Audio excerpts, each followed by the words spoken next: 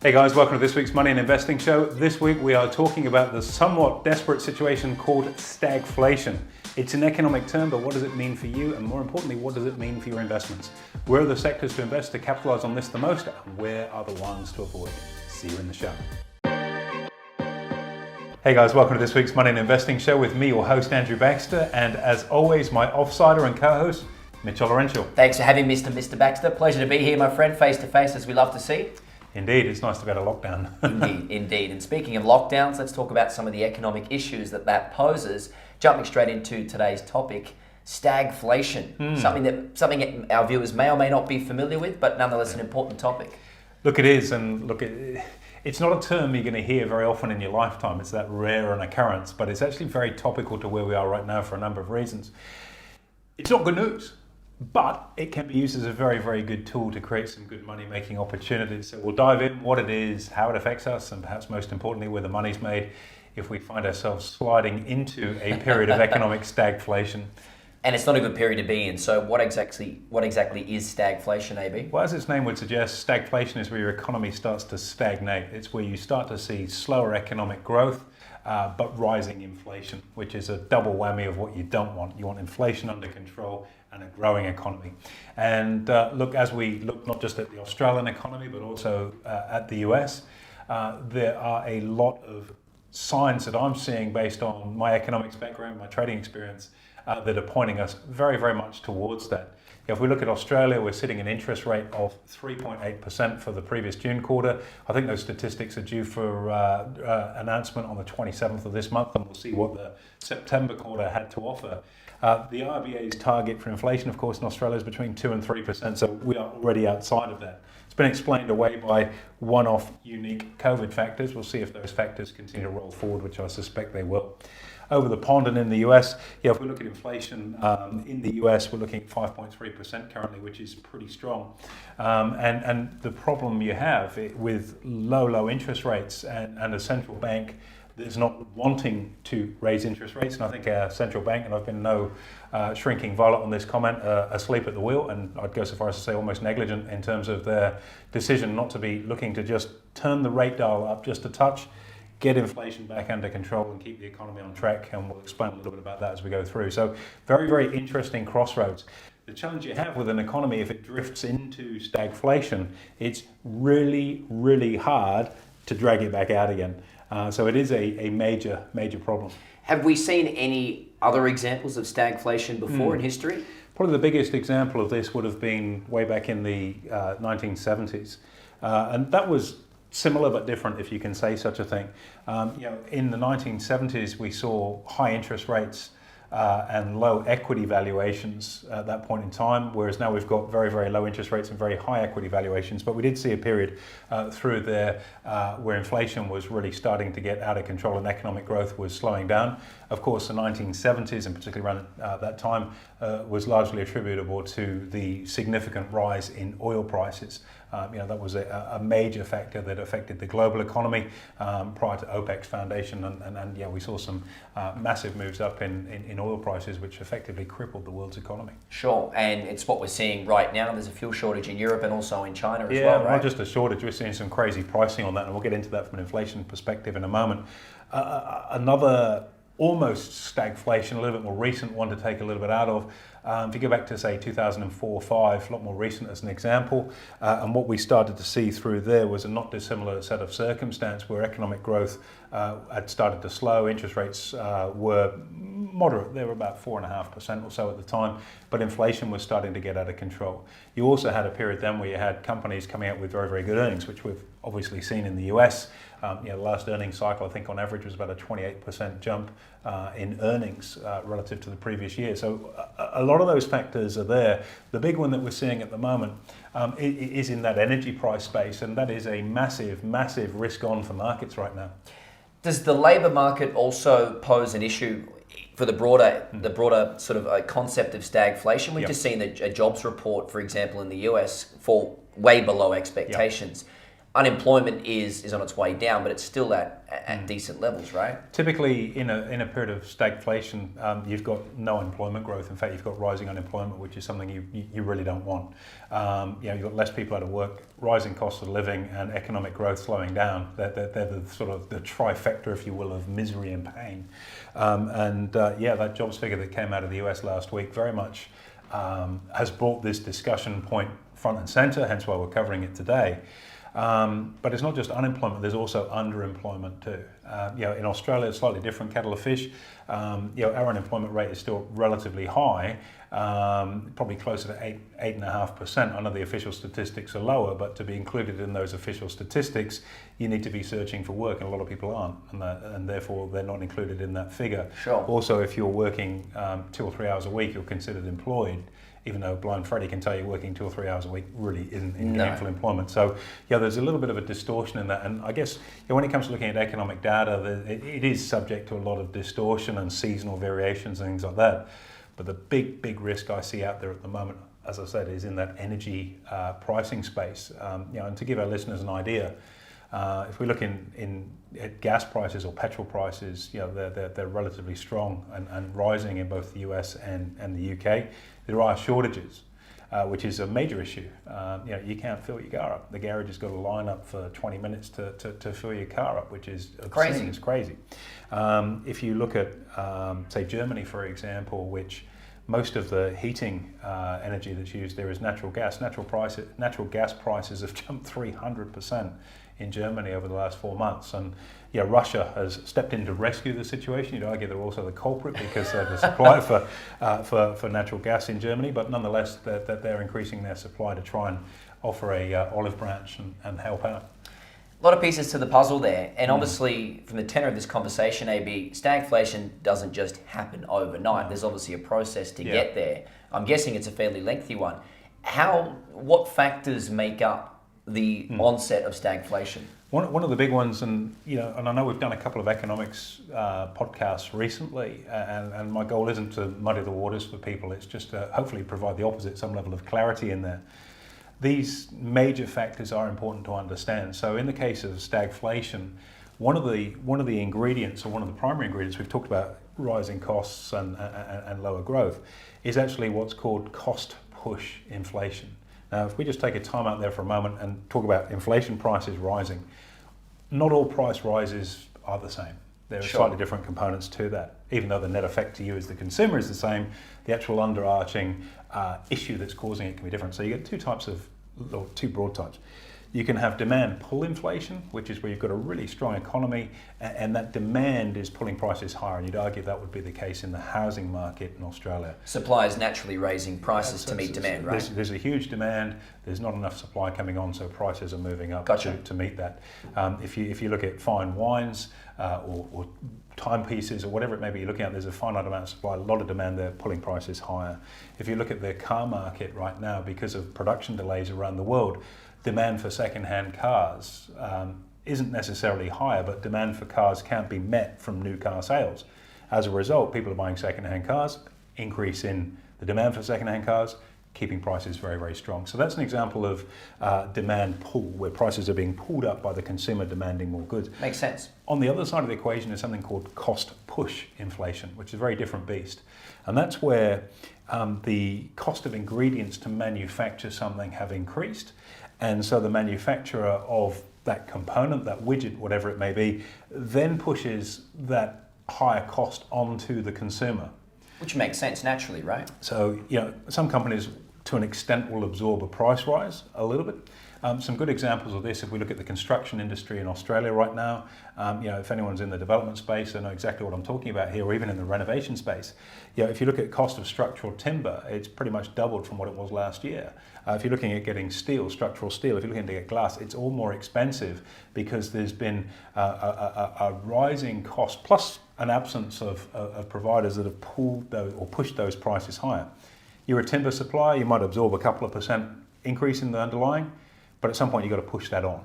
Now, if we talk about energy prices and the higher oil prices, for example, just about everything on the planet in some way, shape or form is going to be a derivative or consumer of oil, whether that's in the raw materials that go in, plastics, for example, being part of that, or the energy to produce something, and then the packaging, which is made of plastic that wraps around it, and then shipping it around the world. And freight costs, as we know, a shipping container now is up 300% on what it was last year. So costs have been pushed, and they're being pushed onto the consumer too. So you've got two levels, if you will, of inflation pushing through, but you're not getting the economic growth to absorb that. It's starting to squeeze margins, and when I mean margins, not in the company's pocket, but in the consumer's pocket, and that will slow economic activity down. A lot of pieces of the puzzle to unpack that. Absolutely, absolutely. And it is a real issue because no one wants to be paying more for something when money might already be tight. Yep. And we talk about the potential rise of interest rates, which is obviously the most natural way to curb inflationary pressures. A, B, if we did see a rise in interest rates from the central bank here in Australia, what do you think would be the net effect? Okay. We're already seeing interest rates rise, and I've been calling for this for an awful long time, and we've seen over the last couple of weeks, APRA, the Australian Prudential regulator, put a bit of pressure on banks to change their lending requirements to take some sting out of the property market, but APRA's mandate is really narrow, and it's going to help manage bank lending. We're talking about inflation, which isn't just related to property. We're talking about that on all sorts of goods and services. And as such, given that inflation, even if it's seasonally distorted or whatever the story might be, is outside of the bands, the RBA, the Reserve Bank of Australia, is obligated under its mandate to keep inflation under control. And it's one of those things that you simply have to keep under control, because once the horse is bolted, it's pretty hard to get back in. Now, we're seeing central banks, the central bank in New Zealand, for example, raised interest rates last week. So it's already happening. Not just New Zealand, Czech Republic, Poland, Chile, I think Peru was another one in there, and various others. And okay, some of those are marginal countries, but New Zealand's pretty close to home for us. Sure. Very strong performing property market too, and the Bank of New Zealand, the Reserve Bank of New Zealand, have already moved to increase interest rates. As central bank, the RBA seem to be quite reluctant, and there's not enough evidence to justify it, and they want to see wage inflation higher. You're not going to see wage inflation when you've got 8 or 9% of your population unemployed. It's just simply not going to happen. And so that false dawn of what's being looked for is not going to come. Now, the challenge the Reserve Bank have is that, and I've talked about this extensively, they've boxed themselves heavily into a corner. The governor has come out and emphatically said, not just once, but several times since, and very, very strong language at that they will not be raising interest rates until 2024. And I think that's negligent insofar as you can't set that goal that we're not moving based on a calendar. You've got to set that goal based on data. And if that data starts to support a very, very strong case for increasing interest rates, what exactly is the Australian Central Bank going to do now they've boxed themselves into such a tight corner? Are they going to fall on their sword and say, we got it wrong, sorry guys, we're going to have to increase interest rates this year? In which case, the comments, and this is why it rattles a cage for me, of any investor out there or any borrower has gone, we're okay to borrow, we haven't got to worry about rates till 2024. And that's a very, very unfair backstop to provide people, because if rates go up, you go, hang on, I was told it wasn't going to happen until 2024. I've made all my decision making, all of my budgeting, all of my borrowing based on this case, and now you've just moved the goalposts on me and I'm in some significant financial pain. So it's a real problem out there. Tough to swallow, sure. But that inflation pressure, and we'll see it this month, we'll see what happens as it comes out, and we could be way off point with this. I suspect we won't be, but a small move now is a lot better than having to make a dramatic move later on. And I think the analogy I'd use, and we spoke of this just before, if you're driving your boat, if you've got a boat, depending on what the tide and the weather's doing and the wind, but generally speaking, you're driving a boat, you're just keeping it ticking along in the ballpark direction. You've got your waypoint that you're looking for, and you're just slightly correct either way, and away you go. And if you're slightly off course, it's maybe a third of a turn of the wheel, and you're back on course. But if you leave it and you really start to drift off course, and now we're over here, but we want to be over here, the boat's pointing that way because the wind's got it, and we're going towards a seawall, you've got to spin that wheel pretty hard, hit the bow thrusters, and do all sorts of work to try and get it back on track. If we convert that into the story of interest rates, a small move now, even a very, very small move now, 0.25 or even 50 basis points, 0.5%, 0.5%, a move like that now, long term, will settle the property market down. It will also help curb some of the heat out of that inflation number, which is gaining momentum. If you don't do it now, and you say, no, we're going to wait till 2024 because that's what we've said, and inflation starts to really get a hold. And when inflation starts to gallop, it gets out of control very, very quickly. And go back to that story in the 1970s where you saw interest rates at the bank 16, 17%. It's crazy. To try and bring things back under control is financially devastating, not just for people that have borrowed money for an entire economy. And I'm not suggesting that you're going to see interest rates there, but if you think about how geared most people are in today's current environment, where a lot of people have really borrowed heavily because it's cheap to borrow, a 3 or 4% move in interest rates over 3 or 4 years would be crippling for many, many households, especially when you haven't got wage inflation. And that's a really nasty spectre of what can be coming down the line. And I appreciate this may sound, oh, you've talked about this before. We have, and we'll keep talking about it, because at the moment, all of the data points that we're looking at are suggesting that with inflation gaining more momentum, economic growth semi-stalling, and look, we're banking a lot on the reopening trade in Australia. We've been jabbed. I'm living in New South Wales, so nearly everybody in New South Wales, even in Byron Bay, it's where Freedom Day for you today anyway, isn't it? It is Freedom Day today, and you would have thought so at the border coming in too, because it took me 2.5 hours to get up here this morning. At least you're comfortable when you're cruising. Yeah, look, it's not much fun watching the fuel gauge go down, particularly when you're observing what fuel prices are going. But parking that to the side, even in Byron Bay, the sort of the three-wheeling libertarian part of the country, the vaccination rates are surprisingly higher than what people think. So there's a huge amount of focus put on the reopening of the Australian economy, international travel, everything else that goes alongside it. And that may well provide us with some economic boost, but I think it's going to be fairly short term. That taste of liberty we're all going to have, you can go out and, as we've seen in the media, everyone's at Kmart for whatever reason today. It's not that exciting. You'd probably stage that over time. You could do Kmart online anyway. And as people get used to being out and about, you'll see a slowdown in that spending. And then when the credit card bills fly in on the back of it, you'll definitely see a curve in that. So we are going to get a little bit of a kick up in economic growth on the back of reopening. As to how sustainable it is and where it takes us, who knows? I think it's important for our listeners too to have that helicopter view where it's not just about this month or this year, it's about sort of 3, 4, 5 years down the track, particularly if you're making large purchases like a house. What needs to happen? You mentioned interest rates going up. Now, how much? 0.5%. How quickly would that come into effect to curb inflation if they did rise interest rates? Look, everything with an economy and economics takes time. It's like a big oil tanker. You make a change and it doesn't happen immediately. It just is that gradual move. You can't spin these things around on a sixpence. And so, what would be the net impact of an interest rate move? Let's say you've got a loan of $800,000-900,000, which would be ballpark where a lot of people would be sitting right now, given house prices. Servicing that's probably costing you a couple of grand a month, 2 and a bit maybe. Okay, and if you were to see a 0.5% move in interest rates, you think, well, that's not that much. But if you're, say, on a 3% type interest rate on your loan, maybe it's a touch higher, but let's say it's 3%, that's about a 15-16% jump in what you're paying. So that's another $320 a month, just to use the example following through, that you have to find from somewhere to put into servicing that home loan. Which you're not going to spend out for dinner or on a new pair of shoes. That money has to come from somewhere. Maybe it's coming out of your savings account, but we know people aren't great at saving. Chances are, and particularly given the cost of living at the moment, chances are it's going to come out of a form of spending. So all of a sudden, that money has to come from somewhere, and that has quite a dramatic impact. And that's why monetary policy, the changing of interest rates, is actually it is a sledgehammer tool to control your economy. There are other methods that you can use. APRA's lending guidelines being another one that's a bit of a slower mover, but the interest rate one has a fairly direct and immediate one, because most households will look at their budget month in, month out. And you only need a month or two to see that you've got to find extra money for your mortgage before you start cutting down on other services and spending. And that will get the heat taken out of this pretty quickly. The challenge is people are geared up to buggery right now on the basis of a promise that they're not going to have to worry about interest rates until 2024. And that terrifies me, because it is an extremely difficult warranty to provide and guidance to the market. And people do listen to a central bank and a central bank governor to say, this is the pillar of reason. They've got to have a reason for saying this. We can trust this view, and let's hope they're right. They can. But on the off chance they can't, I think we're in for some very, very difficult times. And as we see energy prices particularly moving up, that's a major box ticked in terms of the criteria, 3 or 4 things that you're going to start to look for stagflation. So it is an important thing to understand.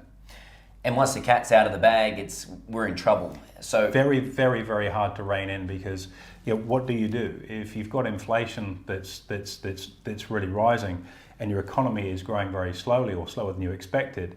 the fuel that you want to put on the fire is lower interest rates to stimulate your economy. The problem is when you do that, you're going to be actually stimulating inflation. So you're getting more of what you don't want in an attempt to resuscitate the thing that's dying. So that's where you look at things like tax cuts, which, given the amount of money governments have spent around the world through government stimulus over the last couple of years, the prospect of a tax cut, and depending on your political bias, but if you're in America, given the fact that the Democrats are in power, you ain't getting a tax cut anytime soon, it's going the other way, you're going to have some real fundamental problems there. So, that's pretty hardcore. A lot of good information there, AB, and connecting the dots here is obviously a skill set of yours, which we love hearing about. And to put that into practice, if you are an investor, be it stock market, property, bonds, cash, whatever, well, not cash is not invested, but where would you be looking if you take that sort of 2-3 year view on this? Yeah. Look, one of the go-to places, the get out of jail card. Do I tell you this or not? Do I say, we'll tune into next week and we'll talk about Tell us. One of the sectors, and I've alluded to it already as we've spoken, is actually energy. It's usually a pretty good proxy and I'm not going to say safe haven, but good speculative exposure during times of stagflation, particularly now as we're seeing energy prices move up. There's nothing that's likely to dampen that anytime soon. We've already got quite a substantial exposure to energy with some of our positions right now, so we're in the right place at the right time, people making money. But energy is typically a good go-to place under these circumstances. And it's a miserable situation that's out there. That's your go-to. You probably just want to be fairly cautious on your asset allocation towards a typical growth play in markets too, because if you start to see growth slowing, those growth type stocks will wear it pretty hard. Got you. Tune in for more. Alcohol, tobacco. People drink alcohol, tobacco, and gaming stocks. If things are tough, or if things are good, people drink and smoke and they have a punt. If things get really tough, they drink, smoke, and have the punt even more. So maybe alcohol is not very environmentally sound, particularly on the back of the ESG broadcast we did a couple of weeks ago. But there's 3 other defensive areas to consider. Sure. Get on the terps and hope that it all goes away. Oh, there you go. Great advice, AB. Look, as we come to the end of the broadcast, plenty of good information in here. Learning to connect the dots is, I guess, a greater issue of fundamental analysis, which we teach. Any last words to cap us off? But one of the things on the back of this, and I appreciate this is it is a pretty meaty subject, and for a lot of people it's quite conceptual, and let's call a spade a spade. Learning fundamentals is probably the hardest thing to learn because it takes time to understand how all of these pieces fit together. So one of the things that we're doing for our clients, our inner circle, and there'll be some information on our Facebook, I'm sure, we're going to run a live quarterly economics briefing where I'll go through this with the whiteboard rather than just audio, and we'll talk about how our sector plays are lining up to exploit, and I know that word sounds terrible, to exploit the opportunities that the economy is presenting right now. But it's a simple fact. Our job is to put you in front of the investment opportunity. We don't play God, we just set the appointment. Nice one. Great way to finish. Thanks very much, AB. Absolute pleasure, anytime. There you have it, guys. Make sure you give us a review and a rating, and we'll look forward to hosting you next week.